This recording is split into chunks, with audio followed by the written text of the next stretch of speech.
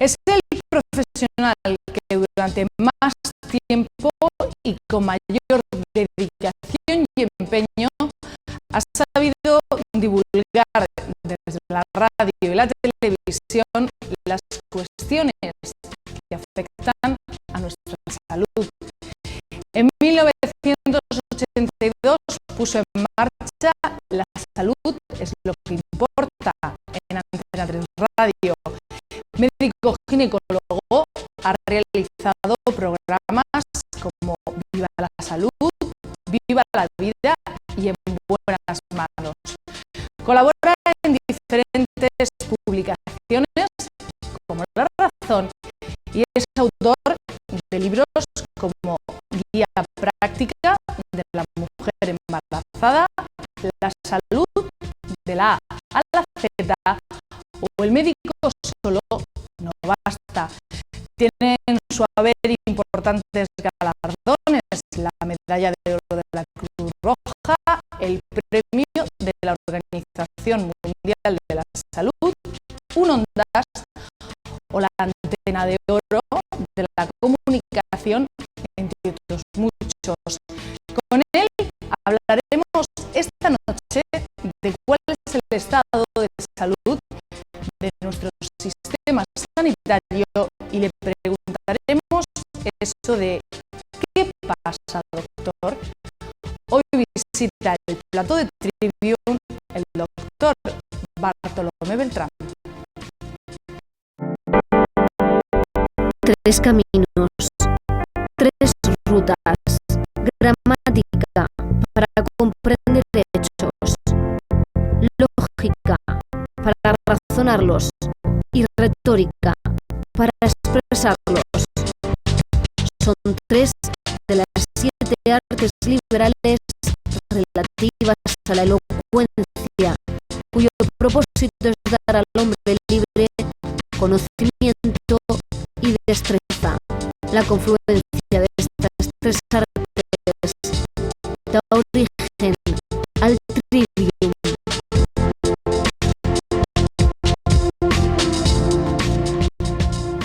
Buenas noches, estamos puntuales a nuestra cita en Trivium, como cada martes, y si les parece voy a saludar a mis compañeras que están conmigo en el plató cada semana.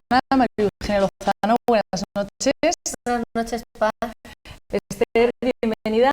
Muchas gracias, buenas noches. Bueno, pues hechas las presentaciones de los habituales, ahora sí le damos la bienvenida al que va a ser nuestro invitado de esta noche, un hombre de sobra conocido por todos ustedes, porque yo creo que es el médico que tiene la consulta más amplia de todo este país. Doctor Bartolomé Beltrán, buenas noches, bienvenido. Buenas noches, buenas noches. También hay noche en Murcia, ¿no? Sí, también. No solamente hay sol Claro. en esta tierra. Le agradecemos su presencia esta noche aquí con nosotros. Está usted de la región de Murcia porque ha participado esta tarde en la inauguración de una nueva cátedra en la Universidad Católica, la cátedra de urgencias, emergencias, catástrofe y cardioseguridad.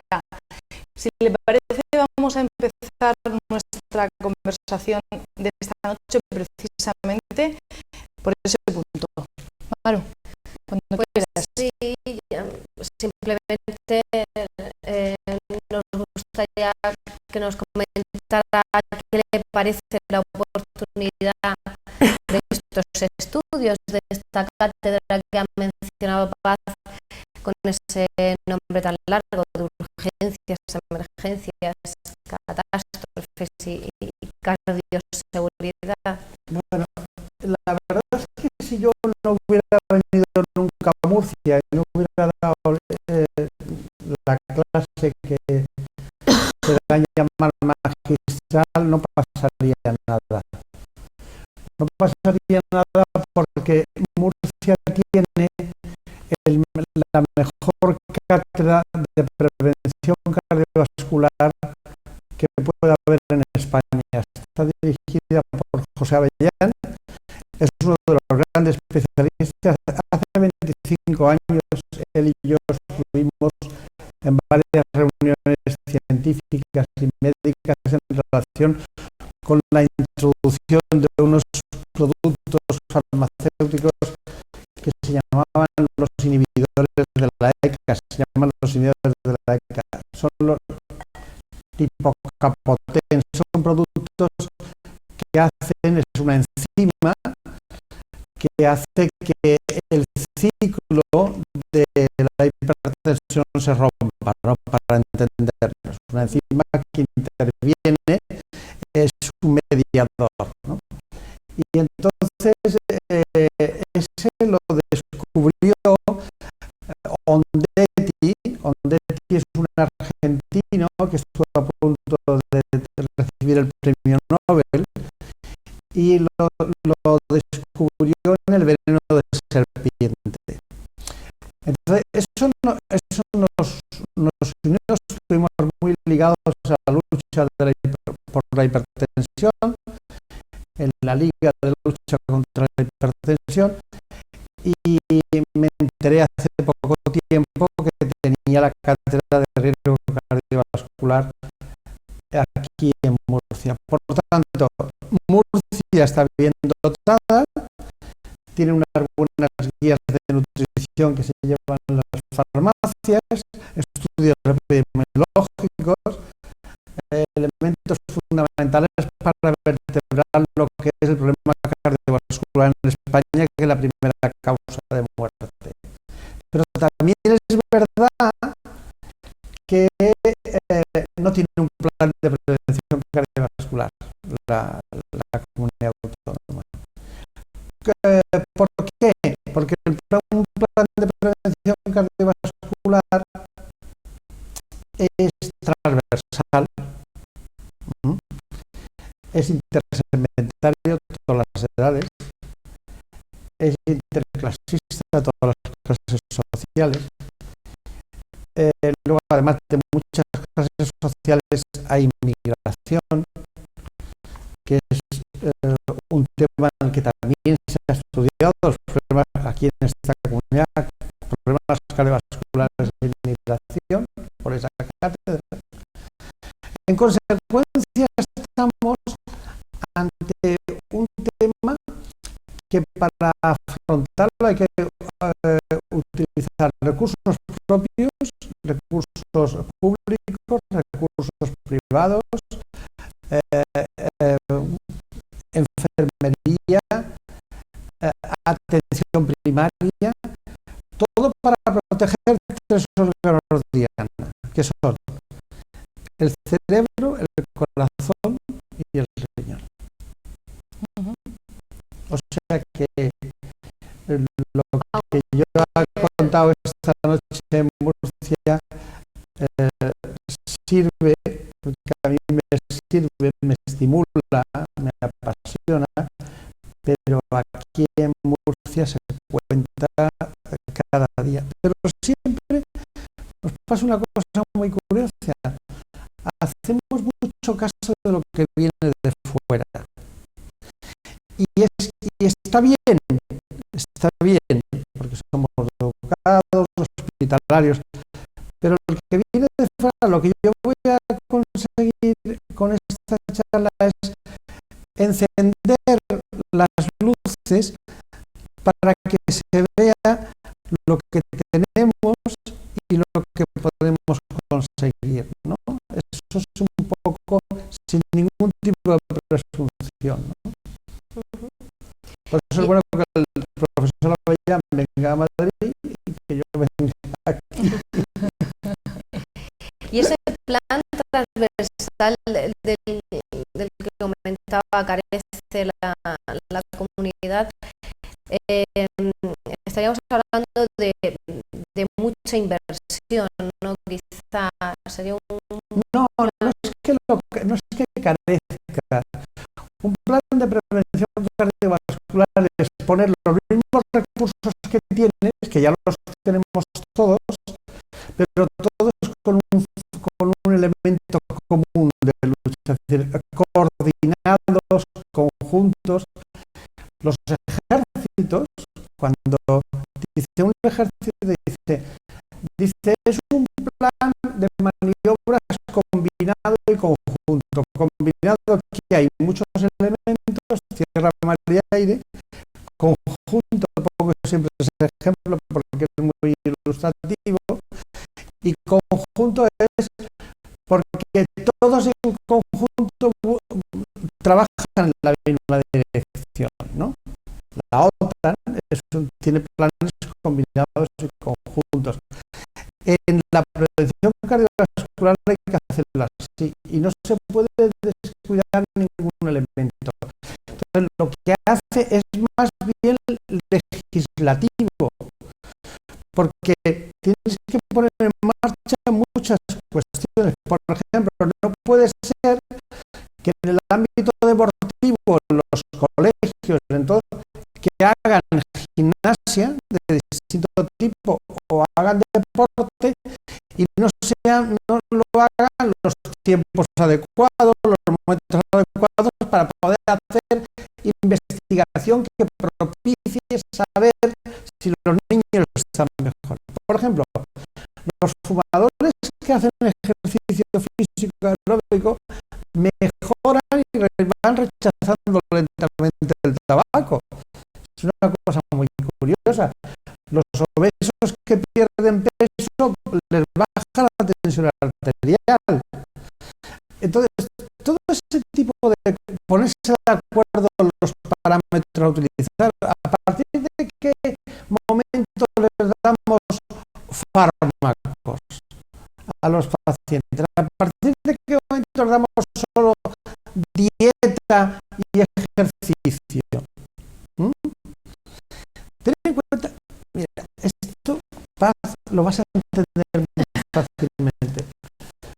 Por cierto, en esto hay una cosa de paz que me hace mucha gracia a mí, que es una frase de Asimov que dice: nunca podremos tener paz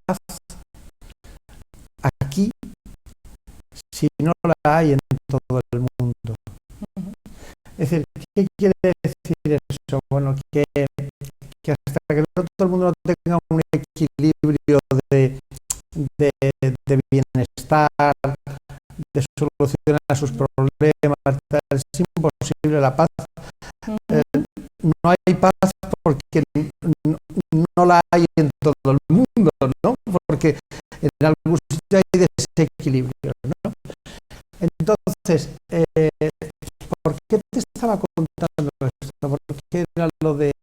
Por lo que hay que trabajar todos juntos en la misma dirección para conseguir evitar todo ese tipo de riesgo cardiovascular. Hay que trabajar de una forma coordinada, ¿no? Sí, pero también había otros elementos que así. Lo más curioso de todo esto es que los elementos fundamentales para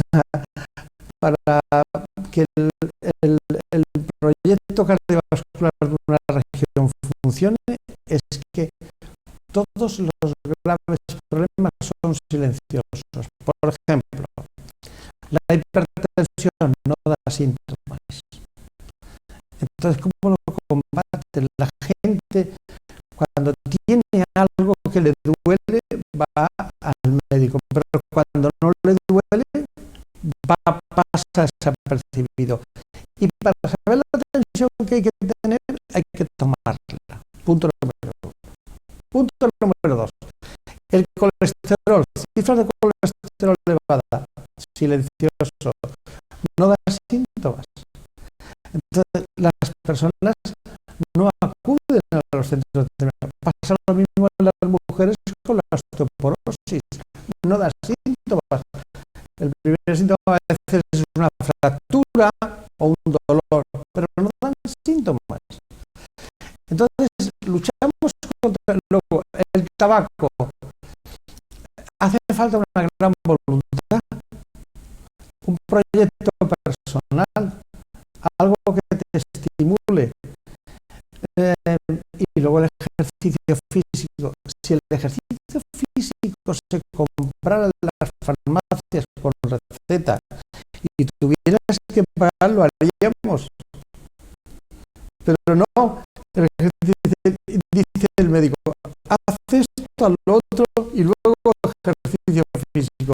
Claro, la gente se lo toma como que, bueno, eso lo habrá dicho. No, no, es que no os podéis imaginar los datos impresionantes que hay del ejercicio físico en relación con la salud. Es brutal. Por ejemplo, un estudio del New England Journal of Medicine en Estados Unidos demostró que las mujeres que habían tenido un cáncer de mama se habían intervenido, pero estamos hablando de un estudio de 150.000 mujeres, las que habían hecho ejercicios semanalmente programado, la supervivencia era 3 veces superior a las que no lo habían hecho. Porque cuando haces ejercicio hay más absorción en el aparato digestivo de lo que tomamos. Por ejemplo, tú tomas un vaso de leche con calcio, enriquecido con calcio, el aparato digestivo, las células parietales absorben más cuando haces ejercicio que cuando no lo haces. ¿Por qué? Porque se segregan sustancias. Es curioso, ¿no? Es necesario que nos concienciemos y también quizá un poquito de ayuda. En este sentido, la Universidad Católica, la UCAM, es la primera universidad que ha sido declarada como espacio europeo cardioseguro. ¿Usted cree que otras instituciones deberían seguir un poquito también este ejemplo? Mira, no se puede enseñar las bondades del progreso social. ¿En qué es progreso social? ¿Cuáles son los parámetros del progreso social? Pues es la educación, la cultura y la salud. Es decir, ¿cómo lo traduces? En bienestar, en el ambiente laboral, lo mismo. Son cosas muy simples, se entiende cualquiera, ¿no? Entonces, si te dedicas a la educación, tú tienes que, en tu entorno, tienes que montar un entorno cardiosaludable. ¿Cómo se monta? Bueno, con muchas cosas, pero cardioseguro estamos hablando de que cuando hay un accidente cardiovascular, normalmente solo salvamos al 2% de las personas. El proyecto es salvar al 20% que se puede salvar. Eso pasa por instalación de desfibriladores. Entonces, para poderlos, no, es muy fácil de manejar un desfibrilador, lo maneja cualquiera de nosotros, lo puede manejar, porque ya hay un tipo de desfibriladores, los llamados ZOL, que te indican cómo tienes que manejarte con indicando él. paso por paso, ¿no? Cómo Exactamente, y los puedes ir haciendo. Y además lo hace con una voz que parece que... Claro, pero ¿qué pasa? Que cuando ocurre eso hay que tener una cierta formación, hay que formar a la gente. Una universidad se dedica a formar en los procesos cardiovasculares, que menos que saber que cuando hay un elemento, cuando se altera la normalidad, que es el suceso, ¿por qué no se noticias a la gente que nos dedicamos a la comunicación, porque es una alteración de la normalidad. Y esto es una alteración de la normalidad.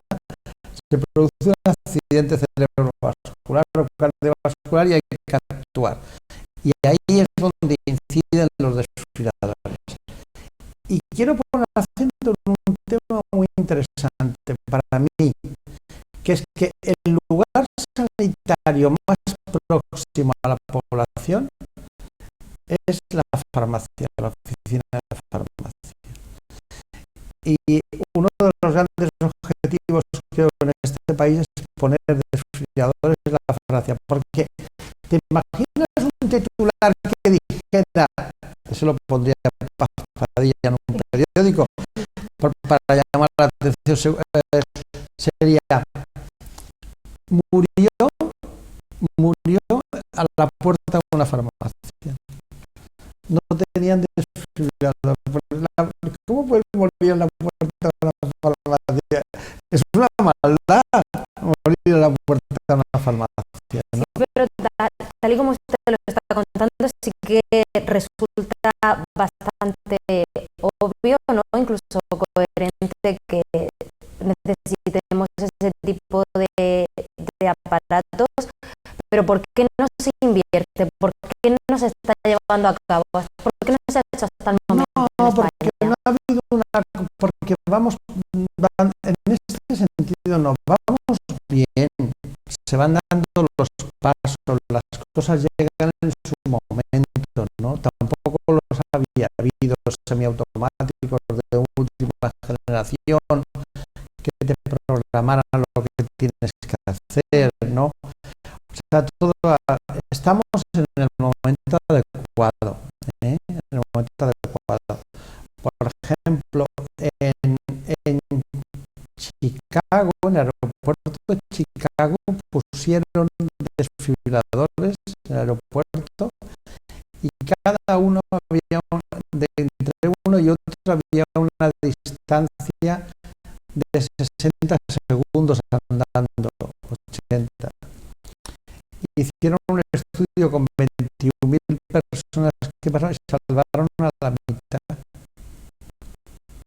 Salvaron el 50%. No sé si es que en Chicago la gente que anda por el aeropuerto les da ataques cardíacos, pero lo cierto... Yo le iba a decir que es curioso que en un aeropuerto pase eso.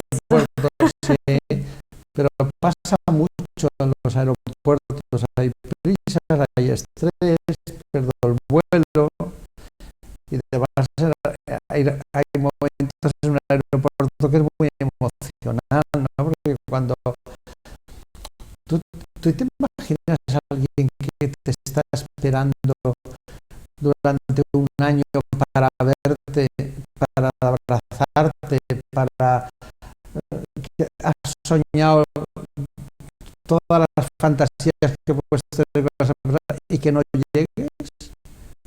¿Sabes el estrés que provoca al que intenta coger el avión?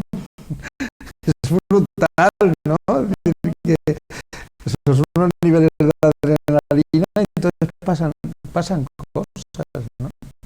Uh-huh. Estamos hablando de lo importante que es cuidar nuestra salud, de crear espacios cardioseguros, pero realmente los españoles somos conscientes de lo que significa tener una salud cardiovascular buena, o sea, porque hablamos de colesterol, de ejercicio, de tabaco, pero al final parece que los últimos en concienciarnos somos precisamente los que primero tenemos que actuar, ¿no? Es que nos estamos empezando a quitar. ¿No te has fijado que la gente, cuanto más cultura tiene, estéticamente está mejor, ¿no?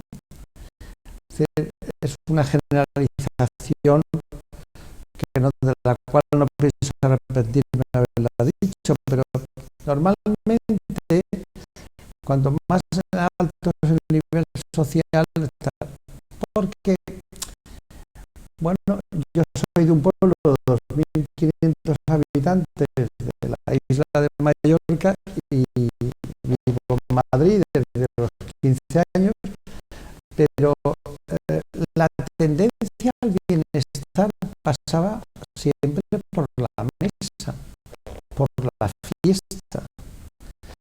Vivimos en una comunidad autónoma en esta que lo más importante del ser humano es la capacidad de hacer fiesta, que es lo que nos distingue del resto de los mamíferos. Mirarnos a los ojos, estrenar una ropa, y luego es primavera, tiene sus fiestas, verano las suyas, otoño e invierno, pero en ninguna falta la mesa. Entonces la gente, cuando hablamos de nutrición, que nos permitiría tener, no ser obesos, no tener diabetes, no tener la tensión alta, resulta que hablamos de nutrición y la entendemos, pero cuando hacemos el plato, la gastronomía, es la nutrición hecha cultura. La gastronomía es la nutrición hecha cultura, porque hay la sabiduría de cómo se condimenta, cómo se hace. Bueno, entonces, ¿qué pasa? Que no es lo mismo. Cuando tú preparas un plato, le metes de todo para que sepa mejor. Las patatas de ese, metes hidratos de carbono, salsas, y engordamos porque está muy bueno. Entonces, el problema es que no sabemos trasladar, nos salvó durante muchos años la dieta mediterránea y la austeridad. Pero hemos pasado en el momento de esplendor inmobiliario, el momento de esplendor de la riqueza, el momento de todos trabajábamos, el momento España ha llegado al punto en los últimos años de máximo esplendor, y eso lleva al consumo y a un consumo de grasas nocivas, sedentarismo. Los pusieron las televisiones, empezaron a ver los partidos, luego siempre sale una cerveza en la publicidad, entonces todo nos invita, y ahora estamos en una fase que muy buena, ¿no?, en nuestro país, que es intentar empezar a adquirir hábitos más saludables, ¿no? No sé si con la excusa de la crisis o con qué, pero hace falta tiempo, mucho tiempo, para concienciarnos, ¿no? Porque en este país siempre se había hablado de las ventajas que tenía la dieta mediterránea, éramos famosos por la dieta mediterránea, y sin embargo nos hemos olvidado totalmente de ella.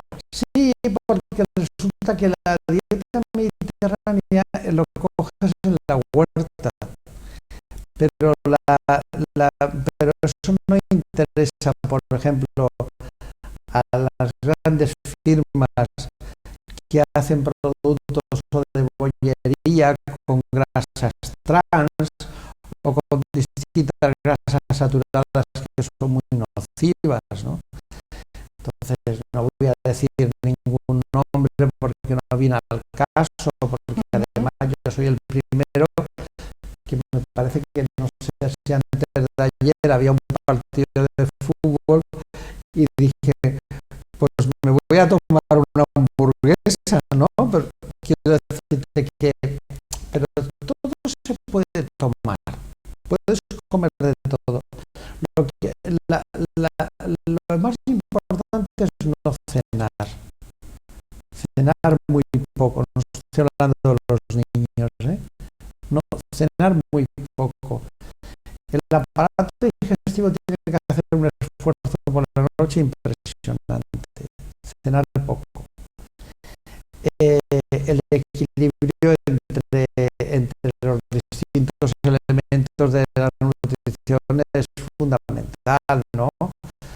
las verduras, las frutas, el tomar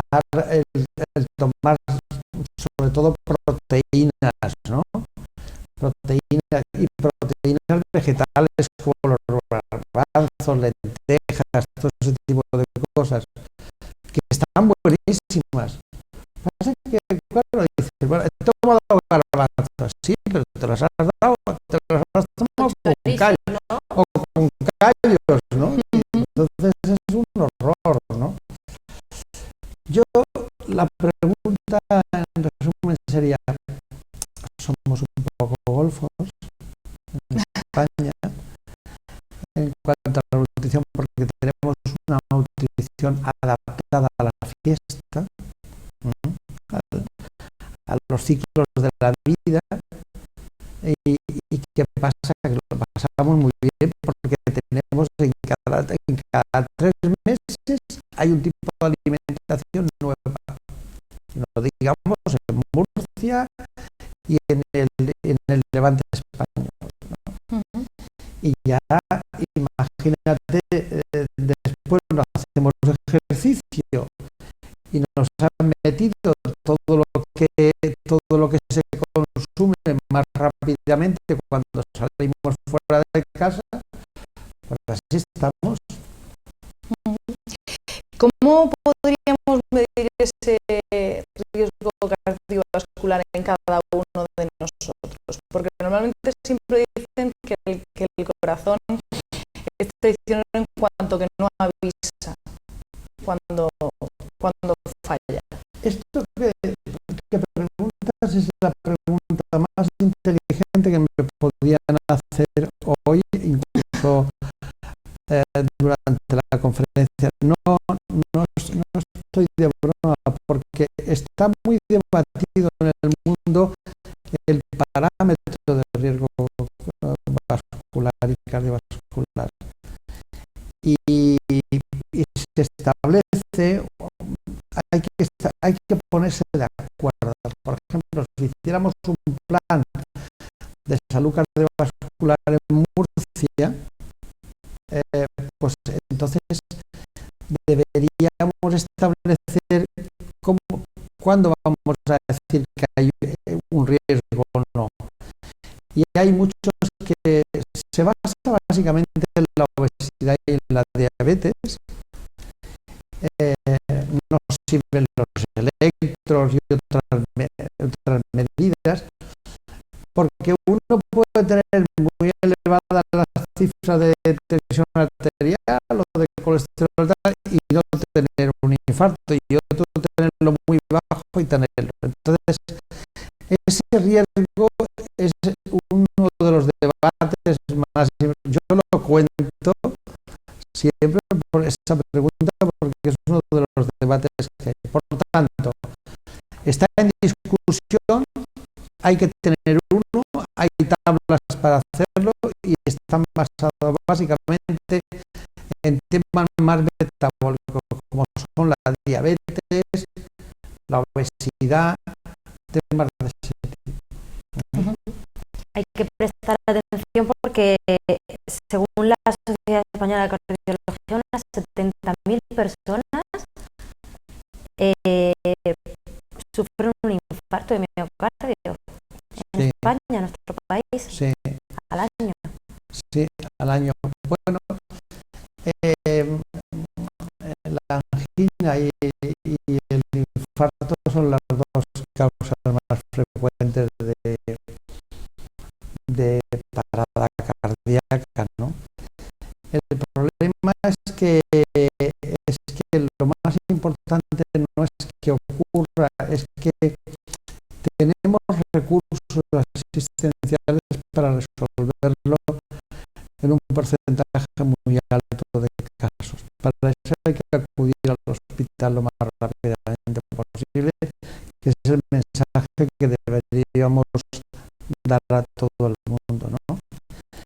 Cuando se trata de un problema, cuando eso cursa con una sistolia, que el corazón deja de latir, como quien dice, pues hay que hacer una reanimación.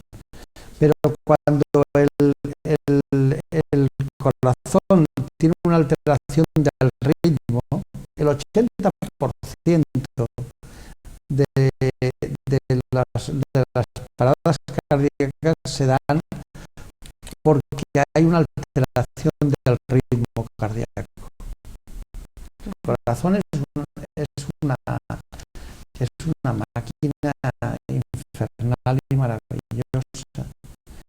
El corazón es el órgano que más hablamos de él por cuestiones afectivas, pero el corazón es el órgano que más resistencia tiene en todos los sentidos. Entonces, cuando hay un infarto, lo importante es, si es un trombo, llevarlo al hospital para hacer todos los procesos de lisis, de ruptura de ese trombo para que la persona se rehabilite.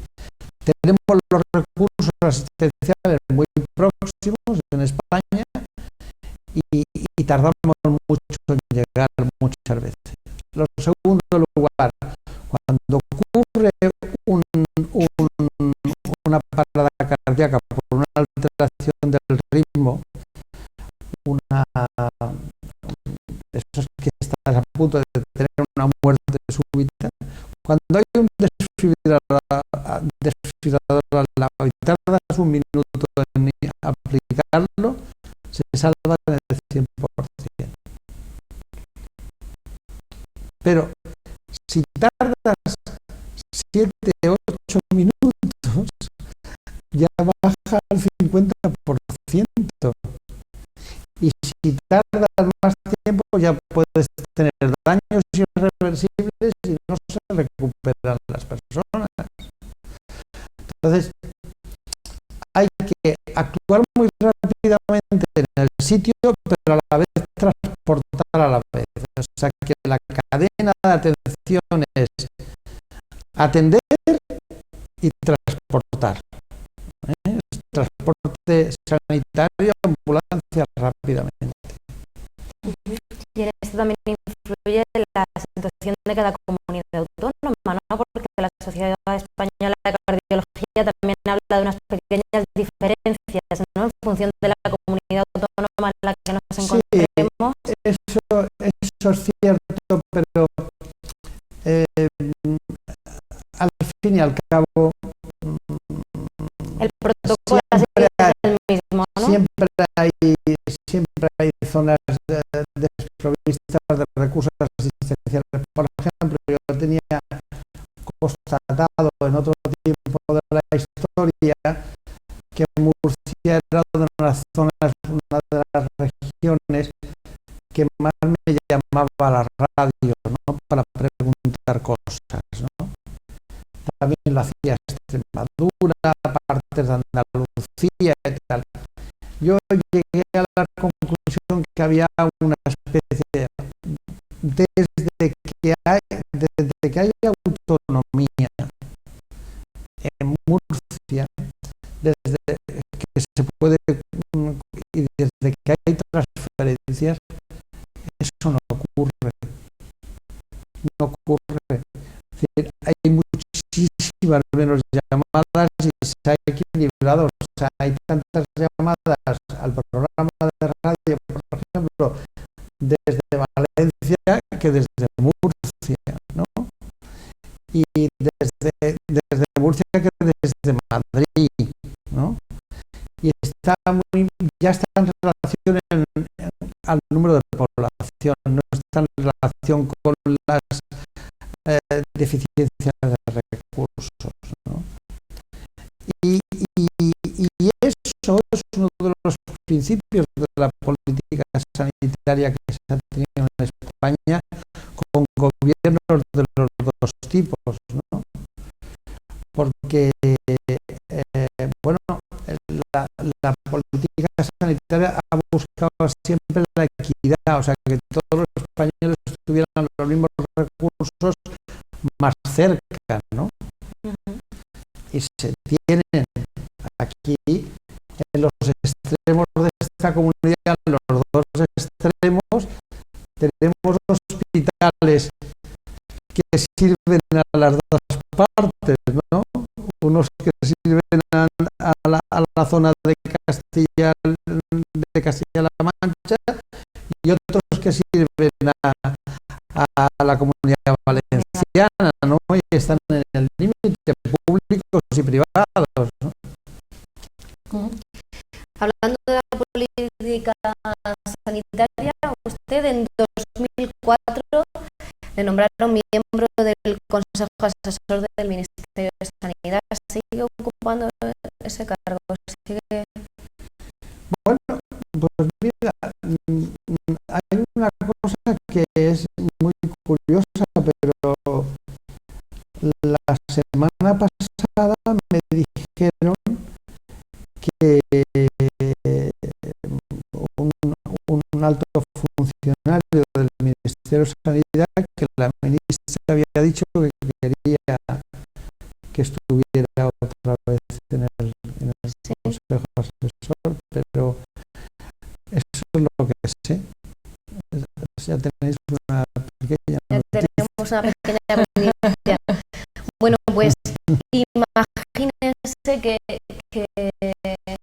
que le llaman pues porque necesitan hacer una política sanitaria, reorientar gastos y bueno y poner un poco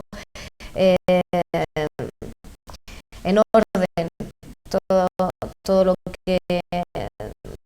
que incluye la sanidad pública. Usted tiene, me imagino, idea, ¿no?, de por dónde tirarían sus consejos.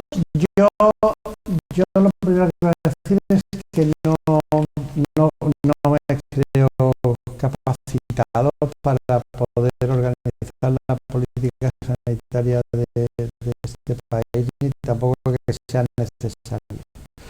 Lo segundo, que sea necesario que yo lo haga. Lo segundo es que tanto si me llama la ministra como si no me llama, la voy a ayudar, ¿eh? Como he ayudado siempre, que nunca ha sido con contraprestaciones económicas, porque es un órgano que es consultivo, ¿no? Que es consultivo y que tal. Pero la voy a ayudar. Y luego voy a ayudar mucho a los médicos que trabajan en el sistema sanitario, tanto público como privado. Y respecto a la pregunta, voy a decir tres cosas que yo haría seguro. Primero, que el dinero de las transferencias de sanidad a cada autonomía sea finalista. Es decir, que el dinero que va para pagar a las farmacias, para pagar la atención a los ciudadanos, para los recursos humanos de los hospitales, todo eso, todo ese dinero tiene que ser finalista. No puede ser que vaya a la caja de la comunidad autónoma y se pueda emplear en otra cosa. Porque estamos hablando de la salud de los ciudadanos. Entonces, eso una cosa. La segunda cosa es que de alguna manera yo nunca haría pagar los medicamentos ni a las personas mayores, ni a los enfermos, o sea, a los jubilados, ni a los enfermos crónicos, ni a los discapacitados, por cualquier razón de ese tipo. Eso tampoco. No pago en ningún caso. No, en ningún caso. Y en tercer lugar, pues yo creo que el que más trabaja tiene que ganar más dinero. Es decir, que pondría, y hay médicos que les gusta mucho estudiar por la tarde. Y hay médicos que les gusta mucho trabajar por la tarde en la consulta privada. Y hay médicos que les gusta pues simplemente hacer deporte o pasear.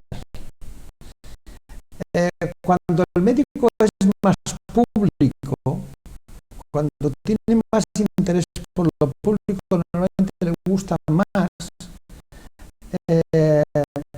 estudiar, le gusta más estar, diríamos, con cosas que le vertebran como ser humano, porque el esfuerzo en lo público es muy agotador, ¿no? Y a veces es muy impersonal. Entonces, los incentivos para los recursos humanos, pero estoy hablando de médicos porque es mi área, pero en enfermería, en auxiliares, los incentivos yo creo que son muy importantes, porque es un sector que tiene una alta sensibilidad con el elemento. Por ejemplo, cuando un taxista se equivoca, y digo los taxistas porque se equivocan, yo muy divertido, los taxistas o otras profesiones se equivocan, no pasa nada. Pero cuando un médico se equivoca, es punitivo, le puedes llevar. Entonces, no parece como que no te puedes equivocar, ¿no? No debe. No debe equivocar. Y para no equivocarte tienes que estar atento. Para estar atento tienes que estar psicológicamente bien. Tienes que estar con la eutimia, ¿no? Ni con una sensación de aceleración, ni tampoco tienes que estar deprimido, ¿no? El estado del alma es de 0 grados, ¿no? Pues hay que estar bien y animado.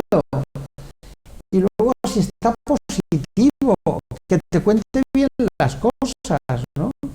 Pues ahora mismo, entre los recortes y juntar todas las operaciones por la mañana y todo este tipo de cosas, la bajada en el salario, menos, yo creo que menos motivados, como usted está diciendo, están de todo. Sí, lo que pasa es que las cosas hay que hacerlas también paulatinamente y no hay tiempo, ¿sabéis?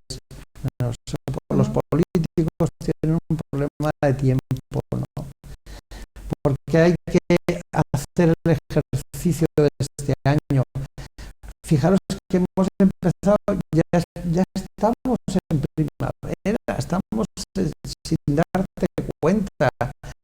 Luego todo el mundo está esperando el verano porque entrarán muchos recursos económicos en nuestro país y nos permitirá avanzar el último trimestre. Repuntaremos a final de año, primeros del año que viene, por lo que dicen todos los datos, ¿no?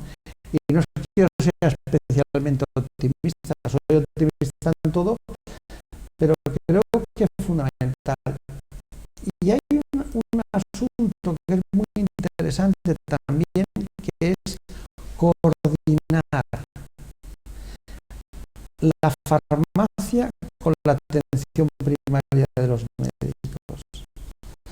Esa corriente, no puede haber una calle y una barricada entre eso. No la hay, pero tampoco hay una fluidez de conocimiento, ¿no? Y eso es una pena, ¿no?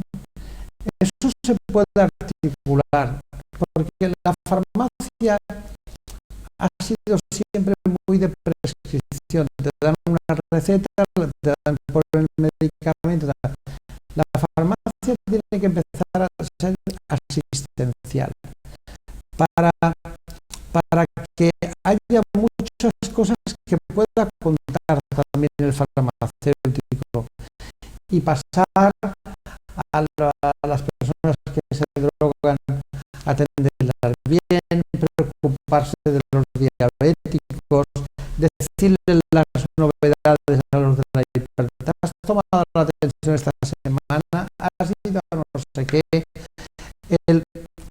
Esto que es la cartera de servicios de la farmacia, una farmacia asistencial, una farmacia con atención farmacéutica bien hecha, combinada con la atención primaria, bien coordinada, porque dice, mira, vamos a utilizar mucho la atención primaria en el área de digestivo tal cosa o tal otra.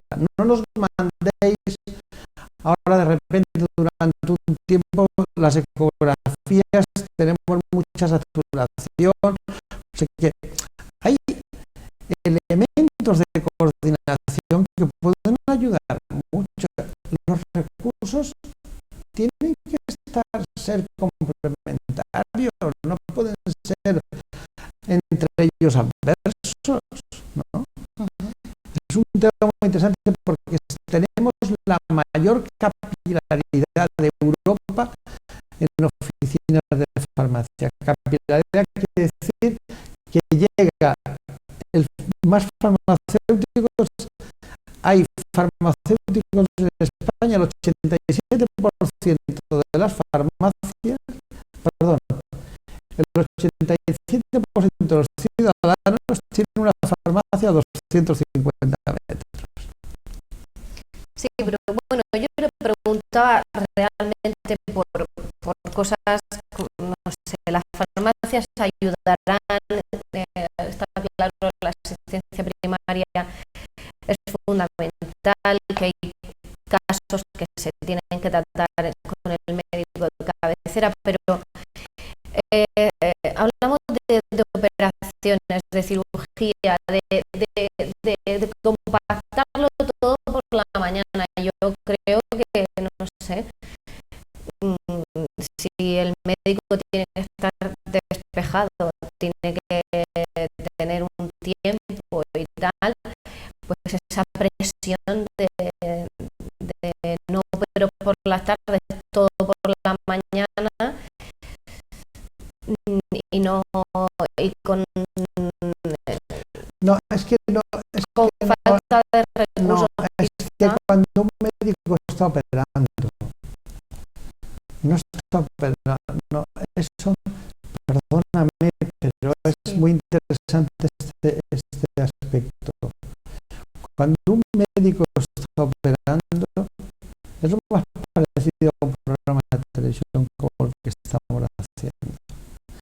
Porque somos 4 aquí en el plató. Pero estoy seguro que hay 8 alrededor trabajando. Lo mismo pasa en un quirófano. No es un problema médico el operar. Cuando operas, tiene que haber el cerador que ha abierto las puertas, la higiene del quirófano, luego tiene que haber los instrumentistas, y eso multiplica por mucha gente los horarios, entonces los recursos se disparan. Atenderías a lo mejor menos listas de espera, pero nos arruinaremos en recursos. Aquí lo importante es también fragmentar la atención, pero en esta comunidad son pioneros, se hace. Aquí nos dan lecciones a toda Europa de cómo tiene que ser una buena cirugía. O sea, aquí no hay mejores cirujanos ginecológicos oncológicos y cirujanos generales como los hermanos Parrilla, por ejemplo, ¿no? Son personas que no saben.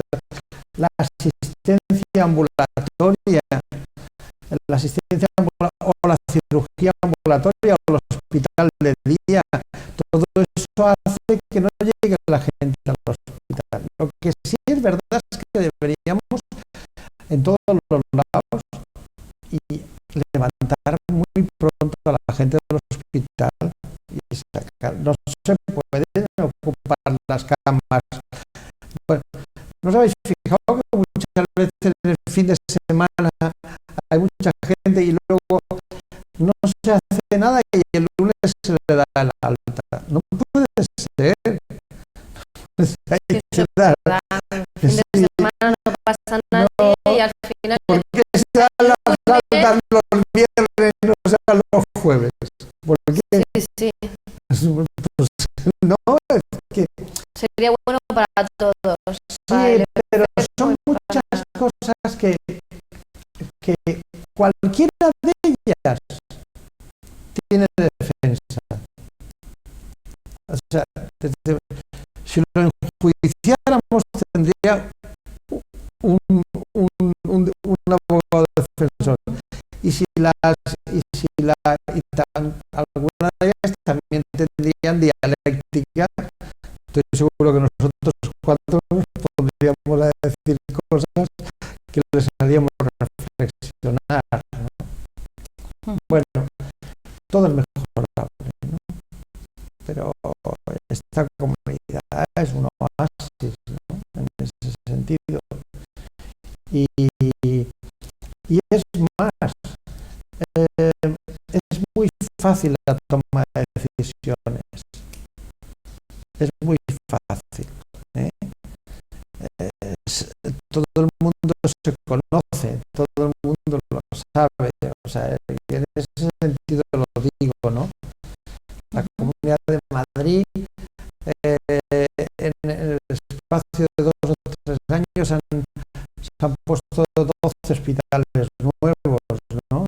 Es que hay un esponjamiento, pero personas que eran segundos en otro hospital pasan a ser primero, la población se ha tenido que redistribuir a todos los sitios.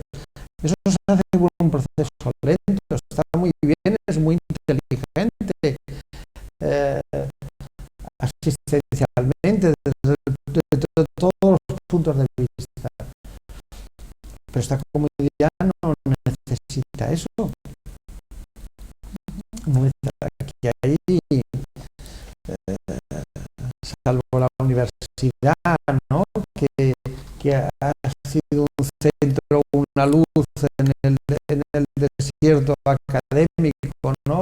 Y en la parte educativa, el resto de los hospitales y las detenciones están bien distribuidas. Solo faltan a lo mejor determinadas unidades de especializaciones que poco a poco se andarán, ¿no?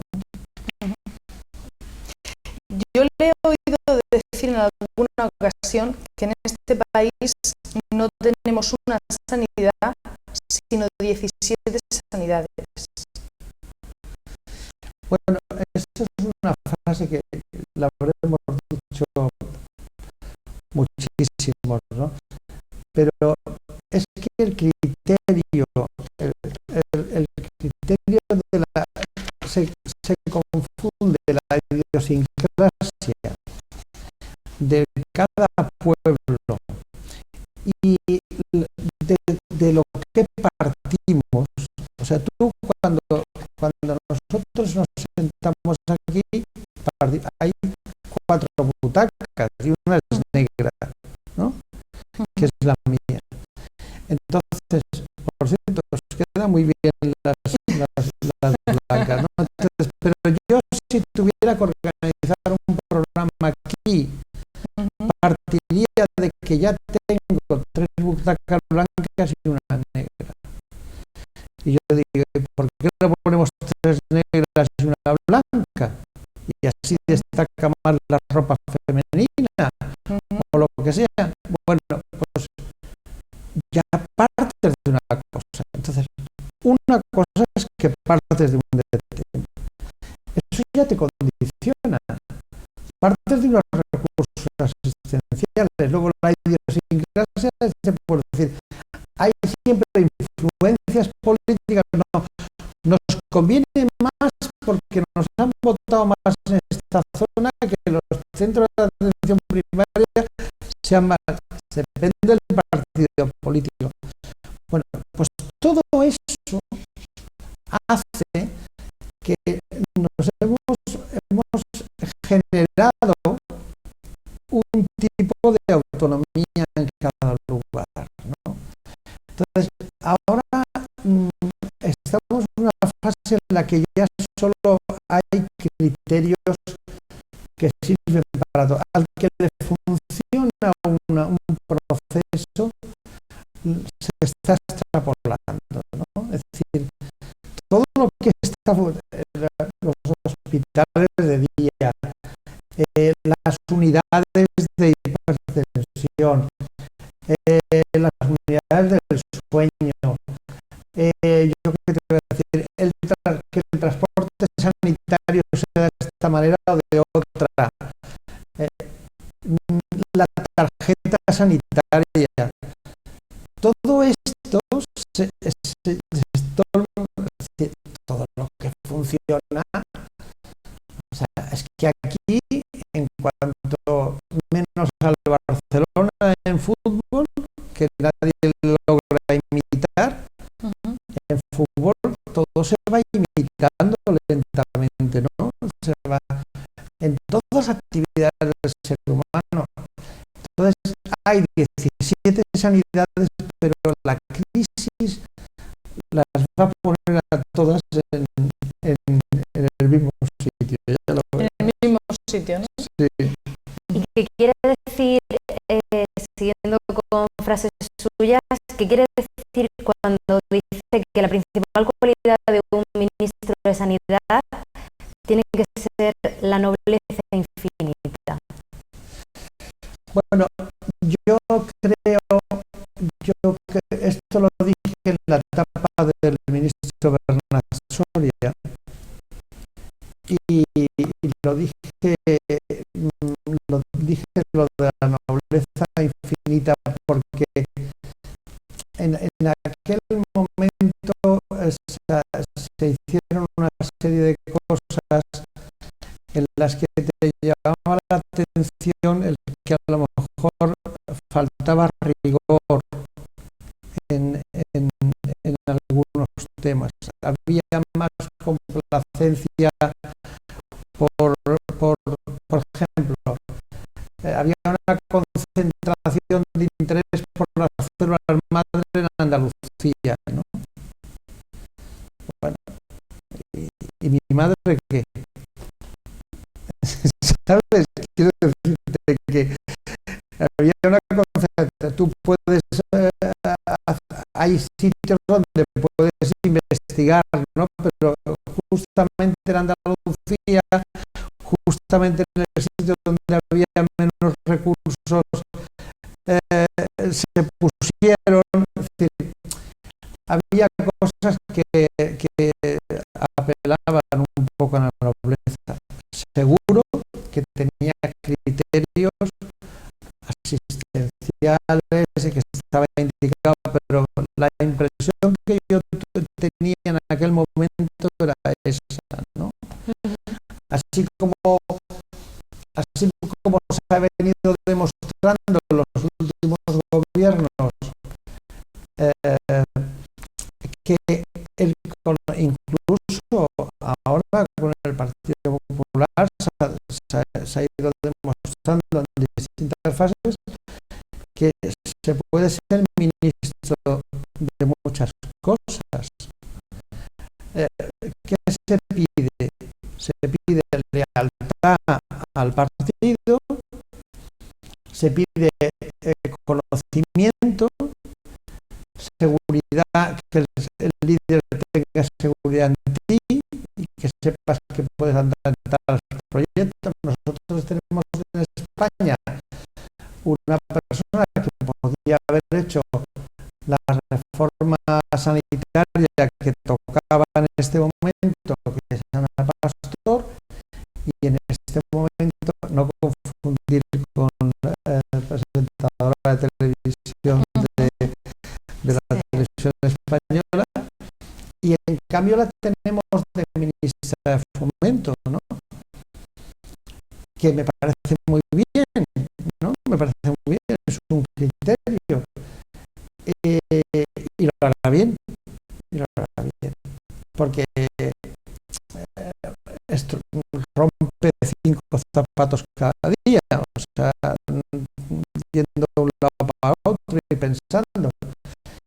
Y en cambio, claro, yo he dirigido un equipo de fútbol y lo he pasado de segunda división a primera y a Europa, y no sabía nada de fútbol. Entonces no puedo decir que Leire Pajín, Trinidad Jiménez o Ana Mato no hace falta, pero tienes que rodearte de personas que sepan muchísimo, Necesito un buen y que ese equipo también tenga criterios que tú puedas coordinar, ¿no? Porque el primer año yo lo pasé muy mal cuando me dedicaba a algo que no sabía, porque de fútbol no sabe nada nadie, pero sí puse en marcha una serie de elementos que me permitieron coordinar. Lo mismo pasa en sanidad, con toda la diferencia. No es lo mismo dirigir una cosa que otra, y en Murcia tienen una constatación clara de que el fútbol no hay quien lo organice en los últimos años, ¿no? Ahora que habla de fútbol, por cierto, usted fue presidente del Real Mallorca. Sí. ¿Cómo fue esa faceta en su No, vida? porque estaba en televisión y porque en ese momento la televisión nuestra era deficitaria en el aspecto económico. Teníamos que hacer un gran proyecto y hacía falta partidos, no teníamos fútbol, y entonces el presidente de la compañía en aquel momento nos reunió a los directivos, porque somos 14 o 15 directivos, uno de ellos soy yo, en la dirección de prevención y servicios médicos, y dijo: hay que comprar equipos de fútbol porque nos conviene, nosotros os ayudaríamos a ver qué personas podemos encontrar, nos ayudaríamos con contratos audiovisuales y tal. Y entonces se vende el Mallorca, se vende no sé qué. Y al día siguiente me llamó y me dijo: ¿estás ya en Mallorca comprando el Mallorca? Digo: ¿qué va? Estoy aquí. Pero no, es que hay que hacerlo y tal. Y entonces en aquel momento a mí me pareció que había una necesidad corporativa. Yo soy la única persona que hace 23 años que entró en la Antena 3 y sigue en la Antena 3 en el grupo, ¿no? Y han pasado 5 presidentes, 5 estructuras. Primero fue el grupo de La Vanguardia con el conde de Godó, después Antonio Asensio con el grupo Z, luego Telefónica con Juan Villalonga, y ahora el grupo Planeta con Lara, con José Manuel Lara. Y son grupos todos diferentes, con distintas estructuras, y la única persona que sigue allí soy yo. No es una virtud.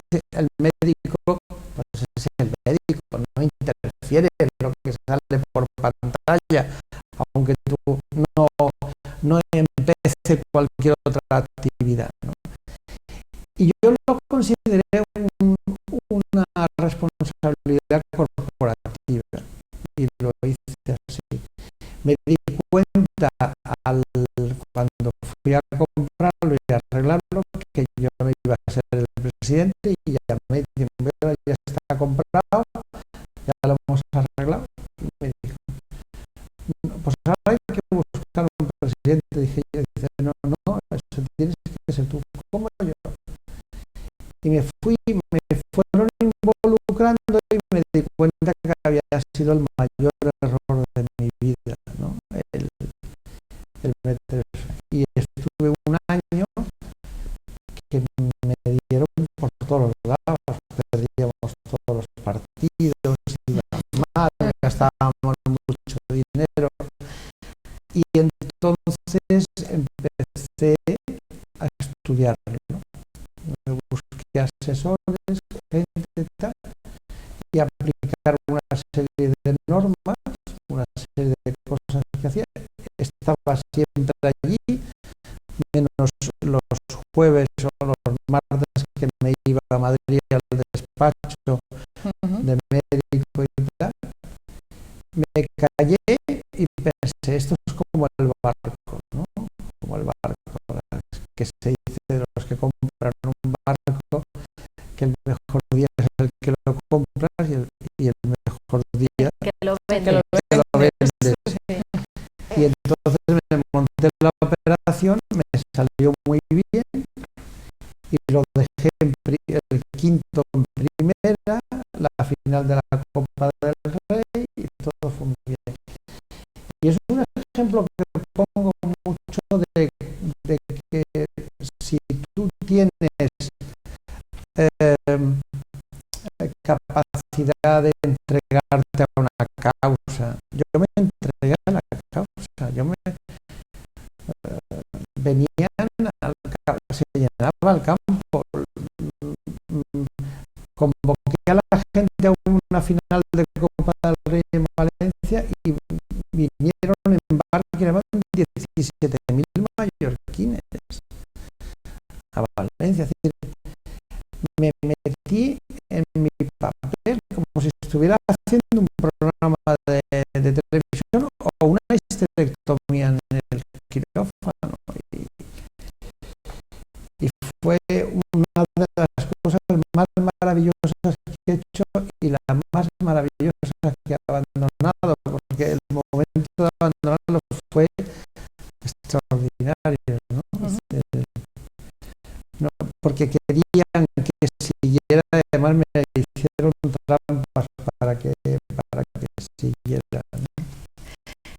Estamos llegando casi al final de este tiempo que ha tenido bien compartir con nosotros en Trivium, y a mí me gustaría un par de preguntas para terminar, Maru. Sí, pues conocer, de sobra conocido otras facetas, usted como escritor, también como editor, ahora un miembro activo de las redes sociales, tiene varias páginas web. ¿Lo que usted siente es pasión por los medios o por la divulgación de lo que sabe, del conocimiento científico? A mí, por ejemplo, hoy esta mañana he estado dando una conferencia, una pequeña conferencia, me dijeron 5 minutos para explicar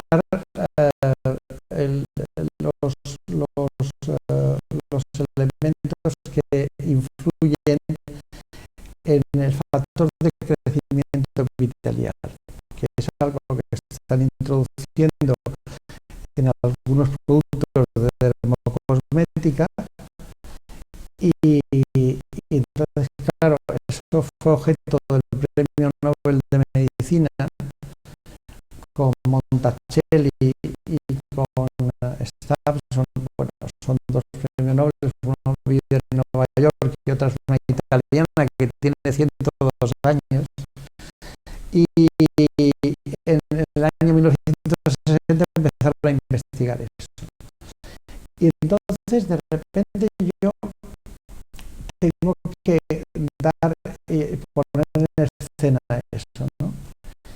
Claro, yo que he hecho, me lo estudio todo cronológicamente, me encantan las personas, utilizo esquemas para entusiasmarme con las...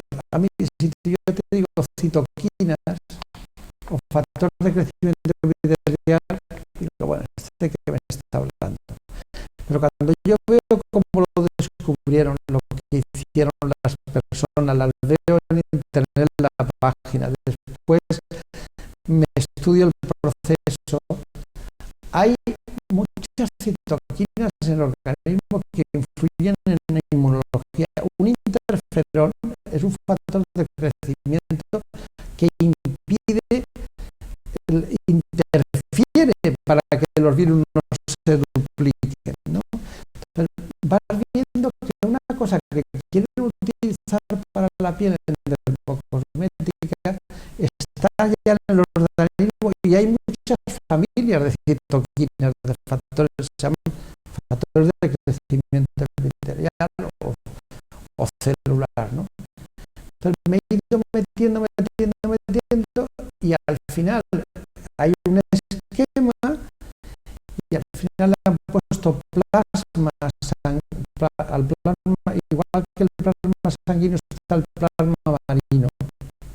Tiene la misma composición prácticamente, incluso Quinton en Francia le puso a un perro 5 litros de plasma marino, agua de mar, que tiene la misma composición que la sangre, y el perro vivió casi 50 días, ¿no? Entonces, eso te llama la atención y por eso es efectivo. ¿Sabéis por qué es efectivo? Porque en el espacio extracelular, dentro de una célula, queremos introducir algo para que se multiplique. Pues el plasma marino, los iones que tiene, sirven para abrir las puertas de la membrana celular y entrar dentro, ¿no? Entonces, claro, cuando te metes en eso, y es que me apasiona. Entonces, yo no sé, es decir, pero claro... Pero escuchándolo, yo creo que se apasiona por muchas cosas, no solo por... Sí, soy un... En el discurso ya es apasionado, entonces... Sí, por ejemplo, sí, quizás sí, ¿no? Lo que pasa es que ahora es difícil, porque la etapa de Gregorio Marañón, que es el gran, hizo centenares de prólogos, escribía de todas las cosas, investigaba clínicamente, pero es que ahora no puedes. O sea, ahora tengo que basarme en el conocimiento de mis compañeros, ¿no?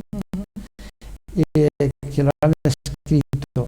Y yo lo que hago es poner, trasladar al gran público de una forma más o menos clara, concisa, concreta, con entusiasmo, poniéndolo en valor su trabajo, su esfuerzo y su conocimiento, ¿no?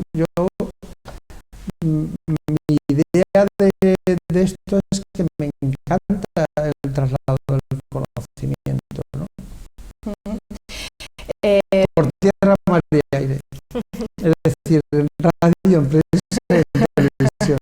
Doctor Beltrán, ya para terminar, sí que hemos estado hablando del corazón y sí que nos gustaría que nos diera un consejo para mantener el corazón sano y fuerte, porque se nos presenta un año complicado. Bueno, pues ya, hay tres cosas que yo haría. La primera, el acuerdo ético con uno mismo y la tolerancia con los demás. Eso es fundamental. Lo segundo, lo que el inventor del estrés, Hans Selye, un austriaco, le preguntaron qué era la felicidad, ¿no? Y él dijo, el equilibrio entre el egoísmo y el altruismo. Es decir, egoísmo, hacer algo por ti, tu proyecto personal, cada día pensar en tu proyecto personal. Si no hay proyecto personal, no hay persona. La persona es su proyecto, el órgano hace la función. Y lo segundo, hacer algo por los demás cada día. Pensamos siempre en ir a cualquier lugar del mundo a hacer algo y no conocemos el portero de nuestra casa, ni lo que le pasa. Es decir, el equilibrio entre el egoísmo y el altruismo es fundamental. Y luego, la última, para mí es lo de Kevin Costner, esa expresión de ese libro que se llama El Elemento, que es trabajar, dejarlo todo hasta que no encuentres el trabajo que es trabajar en tu elemento.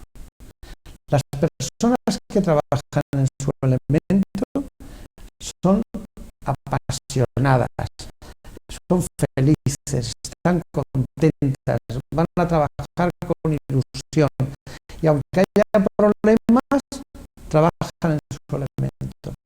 Por ejemplo, cuando yo estaba pensando en estos cirujanos, ¿no?, de la richaca, o no, cuando ves un especialista que trabaja en su elemento, bueno, es inexpugnable, le pinchas y no sale sangre, porque son gente que están felices.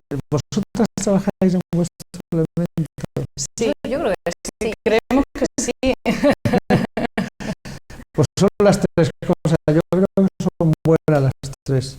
Pues la verdad es que sí, le vamos a hacer caso y vamos a poner en marcha esos tres consejos para intentar que nuestros corazones estén sanos y fuertes para este año. Doctor Bartolomé Beltrán, muchas gracias por haber estado con nosotras. Ha sido un placer y vuelvo cuando quiera. Esta es su casa. Muchísimas gracias. Yo también me lo he pasado muy bien. Muchas gracias. Pues chicas, a vosotras lo mismo. Nos vemos. Muy corto, Paz. La verdad es que sí, esta semana ha sido corta. Nos vemos la semana que viene. Hasta el martes. Lo dicho, señores, nos vemos dentro de 7 días aquí en Trivium. Hasta entonces, feliz semana.